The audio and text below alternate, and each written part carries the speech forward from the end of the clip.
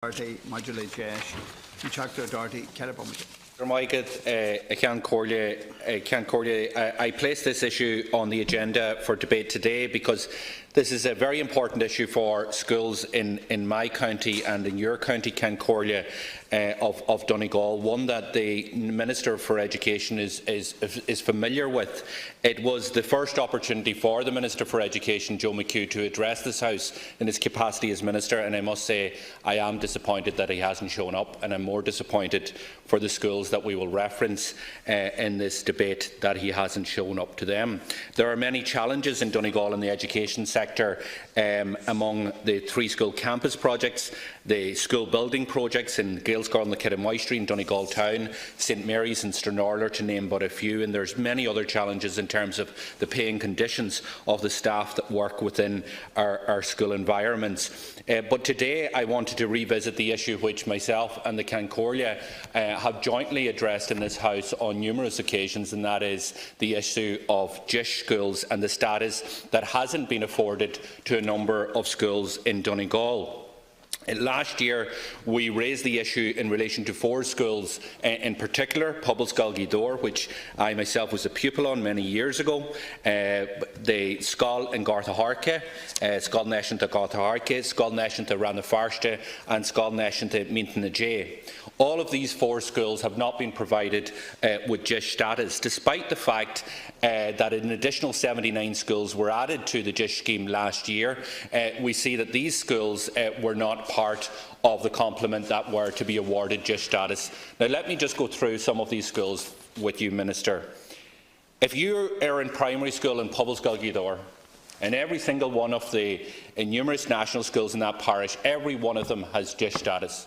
But when you advance to secondary school in that parish, you lose GISH status. The reason for that is because of the educational attainment, because of the professionalism of the staff in that school who have supported students to achieve their best, and therefore they are being punished because of their success in that. But notwithstanding that, the pupils that enter that school every day at a couple of minutes past 9 are coming from a disadvantaged area. Indeed, the census of 2016 has said that the area is now more disadvantaged than it was in 2011.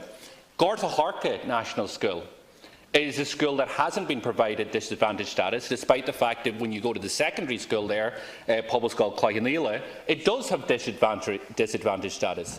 The area of Garthaharke is disadvantaged. Again, looking at the index score from the census in 2016, it has dramatically increased in the levels of disadvantagement since 2011 to 2016. And Rannafarste is another school which is in a similar situation, and Mintanaje the same.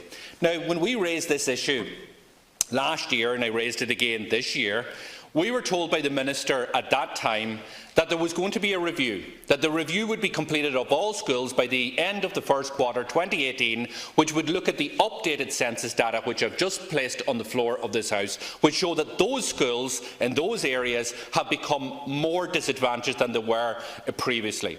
So the new data was going to be used. We were told that a decision then would be made as soon as possible.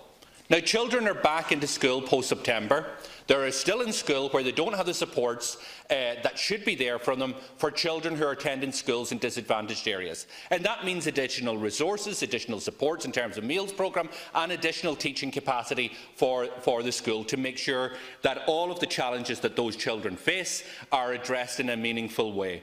Now, the question I have to you, and the question I wanted to ask Joe McHugh if he had the decency to turn up on behalf of these schools today in the chamber, and I would have taken that opportunity to congratulate him personally on being elevated to the Minister for Education, for himself and his family, and indeed for the county. But that also means turning up and delivering. And the question I have for the Minister for Education: when is this decision going to be taken that is blindly obvious to us that these 4 schools are entitled to GISH status, should be awarded GISH status, and it is ridiculous that we've had to wait this long and that children aren't meeting their full potential because of the red tape that's going on within the Department of Education? Thanks very much, Deputy, and thank you for pushing the question. I am taking the question for the Deputy, for the Minister, who I'm delighted has been appointed the Minister of Education, and I want to take this chance personally in Dáil Éireann to wish him the very best. I will just say to you though, I was 31 years school principal. I absolutely understand what you're saying. I have taught children, thousands of them, and I'm absolutely also a minister that puts the child at the epicentre of any agenda that I would have. So I hear what you're saying. But you are aware, Deputy, that delivering equality of opportunities in schools is the main policy initiative of the Government to address educational disadvantage at school level. So DEIS Plan 2017 sets out a vision for future intervention in the critical area of educational disadvantage policy and builds on what has already been achieved by schools who have benefited from the additional supports available under the initial DEIS programme introduced in 2005. DEIS Plan 2017 is based on the findings of an extensive review of the DEIS programme, which involved consultations with all of the relevant stakeholders. So the two key elements of the 2017 plan are the development of a new identification process for the assessment of schools in terms of the socio-economic background of their pupil cohort, using centrally held data, including the Department of Education and Skills, primary and post-primary online databases, and the CSO small area of population statistics from the National Census of Population 2011, as represented by the Pobl HP Deprivation Index. Point 2. The updating of the DEIS school programme, which represents the overall package of supports, is available to schools participating in the programme in order to improve educational outcomes for pupils at greatest risk of not reaching their full potential by virtue of their socio-economic circumstances. Following the application of the new ID process from September 2017, as you stated, 79 additional schools were designated as DEIS, and 30 urban post-primary schools were upgraded from DEIS Band 2 to DEIS Band 1. There were schools that were identified as having the biggest and highest levels of concentrated disadvantage. DEIS Plan 2017 states that an improved data on the socio-economics or demographic of schools resulting from the new identification model will have an impact not only on the assessment of schools for inclusion in the programme, but also on the scaling of resources to allow for more graduated levels of support.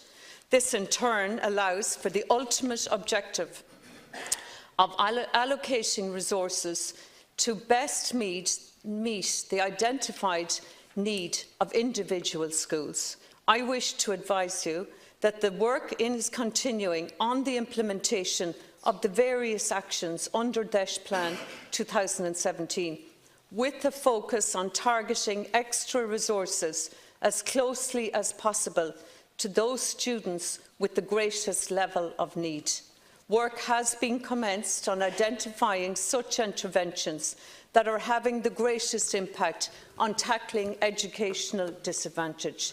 This will involve testing new approaches in groups of schools and working closely with schools in school evaluation and planning improvements. We need to ensure that the current identification model is as accurate as possible, and that this requires the use of air code to ensure correct inputting of addresses. Further analysis is also required to examine other variables known to be strong predicators of educational disadvantage in the context of resource allocation. In order, I'll just finish, In order to ensure the quality of this address data and to conduct further analysis, the Department has decided to conduct additional quality assurance on the model before extending those envisaged uses of the model. It is not intended to extend the DEIS programme to any other further schools until this work is complete. Dáil Éireann. Well, that's new, Minister, now, because this House has not been told that before. Indeed, we were told something very different. We were told that there would be an update of all schools using the 2018 data, or 2016 census data, which currently you are still using the 2011 census data, which is already 7 years out of date. And as I said, all of these regions have become more disadvantaged according to the HP index of deprivation. So the areas are becoming more disadvantaged. The schools should have been in disadvantaged area in the first place, should have been awarded just status. They've become more disadvantaged, and while the department for the last year, it appears, is reviewing the programme that they're running to categorise whether a school should be in or out, students have to wait, teachers have to wait, and potential outcomes won't be reached. And I know you're shaking your head, but we were told last year, we were told that an update of the associated HP index was recently published. It was told that the timelines for this process of assessment for it to be completed was the end of the first quarter 2018. We're in the third quarter, entering the fourth quarter of 2018, and we still haven't got this process. Now you're telling us, and you're telling the students, or indeed the Minister is, because you're doing this on behalf of Joe McHugh, you're telling the students of Ranafast, of Gweedore, of Garda Hark, of Meaton and Jay and the other schools that should be afforded GIST status, that it is not intended to extend GIST to any further schools until this quality assurance work on the model is complete. Now, when did this start? Because last year we were told that there was going to be work done on this. That's 1 year. When will these students get certainty, and will the department recognise that their areas have fallen into more disadvantage, and therefore their schools, and through their schools, they need to be supported in the way that many other hundreds of schools have been supported through the GIST programme?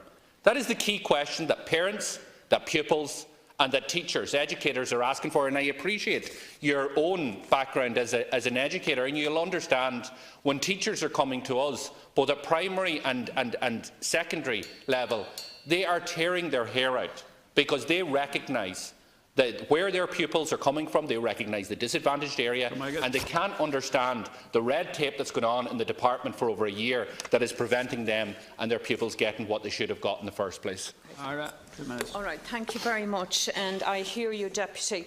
But what I would say to you is, first of all, we've just had a budget, the biggest budget ever into education, 10.8 billion.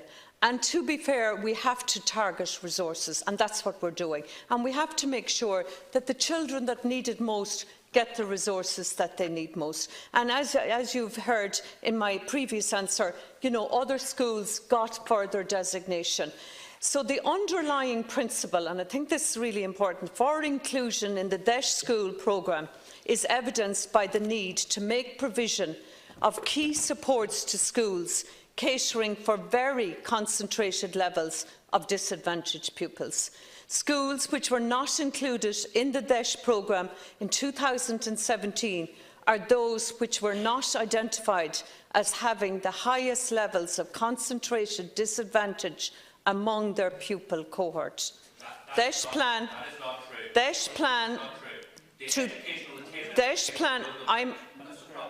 thank you.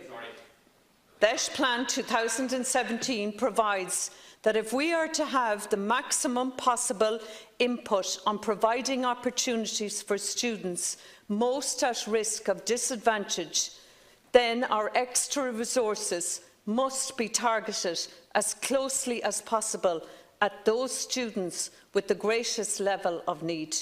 It also provides for the development of a resource allocation model which aims to move away from the quite rigid and the inflexible system for the identification of schools and resource allocation that has operated previously. In future, and I honestly would say to you, Deputy, as someone that has 31 years' experience, the intention, and I believe it's right, is that the range and the levels of supports provided to schools will better match the identified educational need within pupil cohorts.